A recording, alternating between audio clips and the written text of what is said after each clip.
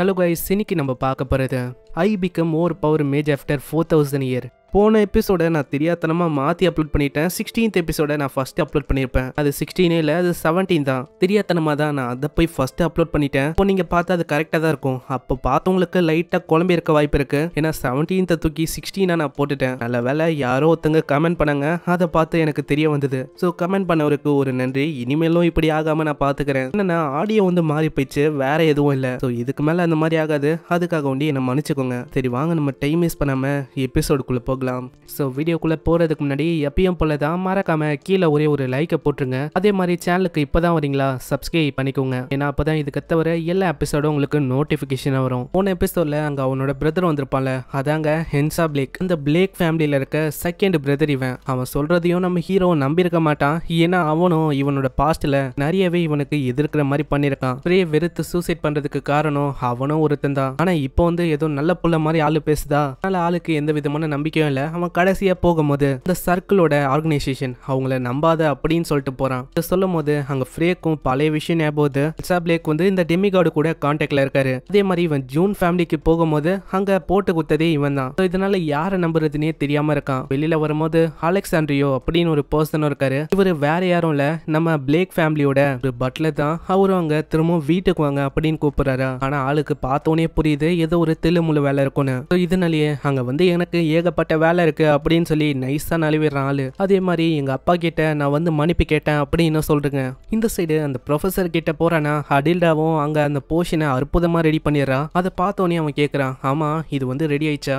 இது வந்து பக்காவாவே ரெடி ஆயிடுச்சு. என்ன ஒண்ணு, இதுக்கு இன்கிரீடியன்ட் எல்லாம் நான் வெளியில வாங்க போனேன்னா கொஞ்சம் கோல்டு காயின் அதிகமா செலவாச்சு. ஓ இப்போ அதுதான் விஷயம்னா நான் வந்து உங்களுக்கு கோல்டு காயின் தரேன். அட நீ என்ன சொல்ல இருக்க, இந்த மாதிரி நான் தான் ப்ரொஃபசர், நீ தான் ஸ்டூடெண்ட், அதனால அதெல்லாம் நீ சொல்லக்கூடாது புரியுதா? ஆனா அதுக்கு பதிலா நீ ரீபே பண்ணணும்னு ஆசைப்பட்டா என்னோட ஸ்டூடெண்டா ஏன் நீ மாறக்கூடாது? வாய்ப்பே இல்ல. நெக்ஸ்ட் லைஃப்ல ஆனா பார்க்கலாம். நெக்ஸ்ட் சீன்ல அந்த போஷனை குடிக்கிறானா, இதனால அவனுக்குள்ள மானலாம் பயங்கரமா ஃப்ளோ ஆகுது. அவனோட பவர் இதனால வேற லெவலுக்கு போகுது. ஆனா எவ்வளவு ஏறிச்சு அதெல்லாம் நம்மளுக்கு சொல்லல. ஒரு விஷயத்த நான் சொல்லிக்கிறேன், இந்த மான்வால வயசானவங்களா இருப்பாங்களே அவங்களுக்கு லெவல்ஸ் அது வந்து ரொம்ப அதிகமா இருக்கும். அதாவது நம்ம லூக்கஸ் அளவுக்கு. நான் நம்ம லூக்கஸும் அதே லெவல்ல தான் இருக்கான். இன்னும் ஒண்ணு ஏஜ் தான் ரொம்ப டிஃப்ரெண்ட். அதே டைம்ல அவங்களுக்கு இருக்கிறத விட நம்ம லூக்கஸ்க்கு நிறையவே நாலேஜ் இருக்கும். அதனால லூக்கஸை சாதாரணமா இடப்படாதீங்க. ஏன்னா இதுக்கப்புறம் ஏகப்பட்ட ஆளுங்க அந்த மாதிரி வருவாங்க. ஸோ அதுக்காக தான் நான் இப்பயே நான் சொல்லிடுறேன். சரி ஏதோ ஒன்று நம்ம உள்ள போகலாம். சீன்ல இசபெல்லா அவன் தனியா கூட்டிருப்பான். என்ன விஷயம், எதுக்கு இந்த டைம்ல வரும்போதே அங்க ஒரு பூனை இருக்குமா, அதோட அழகுல அவன் மயங்கி போயிடா. அடடே இது என்ன எவ்வளவு கியூட்டா இருக்கு.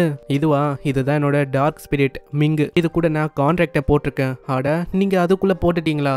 ஆனா நான் இது வரைக்கும் அந்த எல்ஃபுங்க சொல்லி தந்த மேஜிக்ல எதுவுமே பண்ணல. ஸோ இதை பார்க்கும்போது எனக்கு ரொம்ப ஆர்வமா இருக்கு. நானும் அதை உருவாக்கணும், அது கூட கான்ட்ராக்டை போடணும்னு. ஏதோ ஒன்று இசபெல், உனக்கு தெரியுமா இந்த மாதிரி அந்த ஃப்ரோசன் லேக், அதாவது இதுக்கு முன்னாடி ஸ்டார்டிங்ல ஒரு போர்ஷன் உனக்கு கிடைச்சிருக்கும்ல இந்த ட்ரேக் மாஸ்டர் கிட்ட இருந்து, அது கம்ப்ளீட்டா இவனோட பாடி அப்சர்வ் பண்ணி ஒரு நிலைக்கு வந்துச்சான். இசபெல் அதுக்கும் மேல இன்னொரு விஷயமும் இருக்கு. எனக்கு டெமிகார்டை பத்தி ஏகப்பட்ட விஷயம் இப்ப தெரிஞ்சிருக்கு. சரி அப்புறம் என்ன, இப்போ நீங்க என்ன பண்ண போறீங்க? அவ்வளவுதான், நம்ம இங்க இருந்து புறப்பட போறோம். ஓ அப்படியா, அப்போனா நான் இன்னைக்கே லக்கேஜ் எல்லாத்தையும் ரெடி பண்றேன். நீங்க என்ன இப்போ சர்க்கிளியா ஜாயின் பண்ண போறீங்க?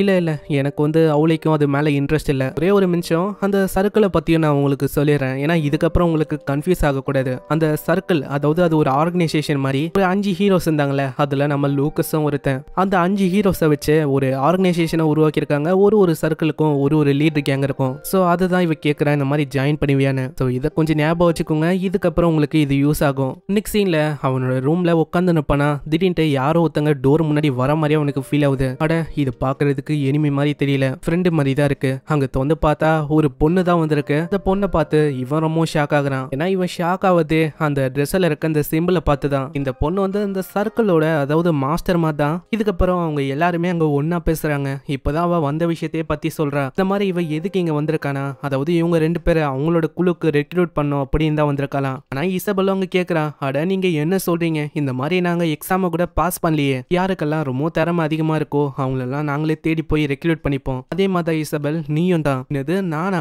நான் வந்து பெருசா என்ன பண்ண, நீயும் தான் அந்த டெமிகாடோட ஆளு கூட சண்டை போடும்போது பயங்கரமா அங்க போறானே. இல்ல நான் வந்து பெருசா எதுவும் பண்ணல, அவரு சொன்னதை நான் பண்ண அவ்வளவுதான். ஆனா இப்பவும் ஃப்ரே வந்து அதே விஷயத்த பத்தி தான் யோசிக்கிறான். ஏன்னா அவ வியர் பண்ண இருக்குது இவனோட சிம்பிள். அதாவது இவன் தான் 4000 வருஷத்துக்கு முன்னாடி அந்த சிம்பிளை வியர் பண்ண அங்கேயும் இங்கேயும் போவான். இப்படி அவன் யோசிச்சுன்னு கேட்கிறான், பெனியாங் நீங்க வந்து டிராகனா? இது கேட்டோடனே அவ கையில இருக்க பொருள்லாம் அப்படியே கீழே விழுது. ரொம்ப ஷாக் ஆகி கேட்கிறா, ஆமா நீங்க எதுக்காக இப்படி சொல்றீங்க, அதாவது ஏன் இப்படி யோசிக்கிறீங்க? அதுவா, டிராகன்ஸுக்கு மானா ரூம் அது வந்து இருக்காது. அதாவது இவங்களோட உடம்புல மானா ரூம் அப்படின்னு ஒன்று இருக்கும். அது வழியா தான் மானாவை இவங்க ப்ரொடியூஸ் பண்ணுவாங்க. டிராகன்ஸுக்கு இந்த மாதிரி மானாஸ் அது வந்து இருக்காது.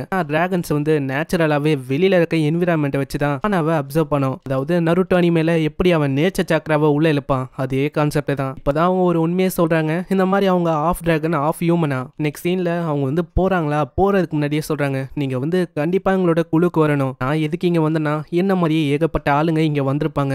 இதுக்கப்புறம் அங்க லூக்கஸ் கிட்ட அவ கேக்குறா, ஆமா நீங்க வந்து இப்போ என்ன பண்ண போறீங்க, அவளை பத்தி என்ன யோசிக்கிறீங்க? ஆனஸ்டா சொன்னா அவ போய் சொல்ற மாதிரி தெரியல. ஓ அப்படியா, அப்பனா நீங்க என்ன பண்ண போறீங்க? நான் உண்மையா சொன்னா எனக்கு வந்து இந்த பாலிடிக்ஸ் இதுக்குள்ளலாம் போகணும் அப்படின்னு எந்த விதமான ஆசையும் இல்ல. ஆனா எல்லாரையுமே நான் யூனிட் பண்ண ஆசைப்படுறேன். அதுல இருந்தே அங்க இசாபலுக்கு புரியுது இவன் வந்து அந்த சர்க்கிள்குள்ள போக வேணாம்னு ஆசைப்படுறான். அதே டைம்ல அதுக்கு ஒரு சென்டர் பாயிண்டா இருந்து நல்லா ஒரு ஃபோர்ஸை உருவாக்க பாக்குறான். அதாவது இதுக்கு முன்னாடி பாஸ்ட்ல அந்த புக்ல ஒரு விஷயம் சொல்லியிருப்பாங்களே, நம்ம லூக்கஸ் தான் இதுக்கு முன்னாடி இந்த 5 பேரையுமே யுனைட் பண்ணிருப்பான். அதே விஷயம் தான் இங்கே தொடங்குது. இந்த 5 ஃபோர்ஸஸையும் இவன் ஒன்னா யுனைட் பண்ணி ஒரு மிகப்பெரிய ஸ்ட்ராங்கஸ்டான ஃபோர்ஸை உருவாக்க பாக்குறான். இதுக்கப்புறம் அவங்க வெளியில வராங்களா, அந்த சர்க்கிளோட இன்னொரு ஒரு 2 மாஸ்டர்ஸ் அவங்களும் வந்திருக்காங்க. அதுவும் நம்ம ஃப்ரேவை ரெக்ரூட் பண்ணோன்னு சைட்லயே அந்த வயசானவரும் பயங்கரமா அங்க பெனி அங்க கத்தின்னு இருக்காரு.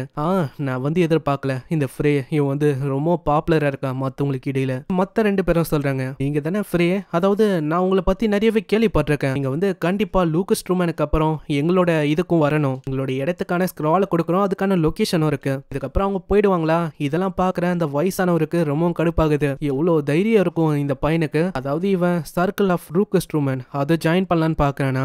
ஹேய் ஃப்ரே என் பின்னாடி வா. அங்க ஃப்ரே போகும்போதே அவ சொல்றான், ஃப்ரே நீ வந்து கொஞ்சம் ஜாக்கிரதையா இருக்குது, நல்ல விஷயமா இருக்கும். சரி நீங்க 2 பேரும் ஒரு வேலையை பண்றீங்களா, அதாவது எனக்காக இங்கேயே வெயிட் பண்ணுங்க. நெக்ஸ்ட் சீன்ல அவங்க 2 பேருமே ஒரு தனியான இடத்துக்கு வராங்க. அங்க வந்தோடனே ஆளு கேட்கறான், ஆமா என்ன ஆச்சியா, இந்த மாதிரி யாருமே இல்லாத இடத்துக்கு நம்ம வந்திருக்கோம், உன்ன மாதிரி ஒருத்தனுக்கு என்ன ஸ்கில் இருக்கும், எதுக்கு மத்தவங்க உன்னை தேடி வராங்க, அதை நானே பார்க்கணும். ஸோ அதனால என் கூட சண்டை போடு. அங்க ஒரு ஸ்பெல்லை போட்டு அப்படியே நம்ம லூக்கஸை பிடிக்கிறாரு. இங்கே இந்த எபிசோட முடியுது. ஸோ வீடியோக்கு ஒரே ஒரு லைக்கை போட்டுருங்க. அதே மாதிரி சேனலுக்கு புதுசா சப்ஸ்கிரைப் பண்ணிக்கோங்க. ஏன்னா அப்பதான் இதுக்கு தவிர எல்லா எபிசோடும் நோட்டிபிகேஷனா வரும். இதுக்கப்புறம் தான் இவங்க 2 பேருக்கு இடையில சண்டை வந்து எப்படி போச்சு நம்மளுக்கு தெரியும். ஒரு விஷயத்த ஞாபகம் வச்சுக்கோங்க, இந்த வயசான ஆளு ஒரு சாதாரணமான ஆளு இல்ல, அவரோட லெவல் அதாவது ஸ்டார் லெவலும் லெவல் 7 தான். ஸோ இதுக்காக தான் நான் ஸ்டார்டிங்லேயே சில பல விஷயத்த நான் உங்களுக்கு நடுவில் சொல்லியிருப்பேன். ஸோ பார்க்கலாம் என்ன ஆகுதுன்னு. மறக்காம கீழே ஒரே ஒரு லைக்கை போட்டுருங்க. இந்த எபிசோடு எப்படின்னு கீழே கமெண்ட் பண்ணி சொல்லுங்க. இதுக்கு மேல ஸ்டோரி கொஞ்சம் பாஸ்ட்டுக்கும் பிரசன்ட்டுக்கும் போகுமா, ஸோ லைட்டா நான் சில பல விஷயத்தை ஸ்கிப் பண்ணி உங்களுக்கு புரியுற மாதிரி நான் உங்களுக்கு எக்ஸ்பிளைன் பண்றேன். ஸோ நெக்ஸ்ட் எபிசோடுக்கு காத்துருங்க. நான் உங்களை நெக்ஸ்ட் எபிசோட சந்திக்கிறேன். தேங்க்யூ ஃபார் வாட்சிங். சயனரா.